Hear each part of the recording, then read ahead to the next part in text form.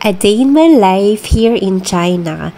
At dahil Saturday guys, day off ko today sa work, kaya punta ulit tayo sa palengke na 3 to 5 minutes lang ang paglakad from my place.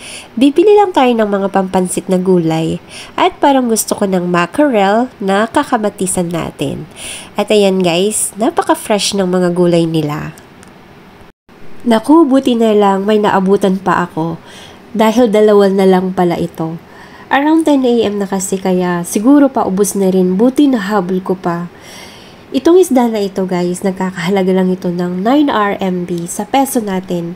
Estimation is 72 pesos. Hindi ko lang sure kung mas mahal ba ito dito o sa atin now.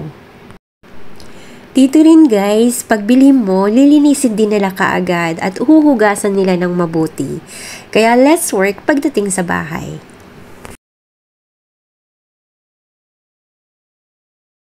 At dahil nag-crave din ako ng pansit guys, kaya naman pumunta tayo sa meat section nila dito sa loob din ng palengke para sa pansahog sa aking pansit na iluluto today. At dahil konti lang, nagkakahalaga lang ito ng 10 RMB, sa peso natin is 80 pesos. Dito naman tayo sa kanilang chicken section, halos magkatabi lang sila. Bibili naman tayo ng chicken liver na nagkakahalaga lang ng 3 RMB. Sa peso is 24 pesos lang, konti lang din.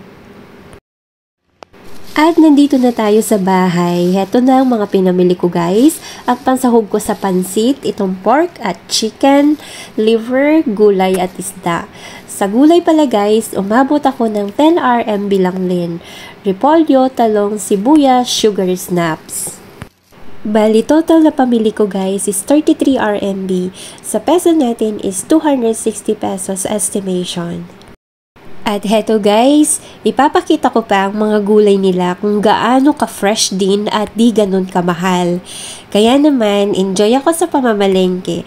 Ang daming iba't ibang klase ng gulay, yung iba wala sa atin.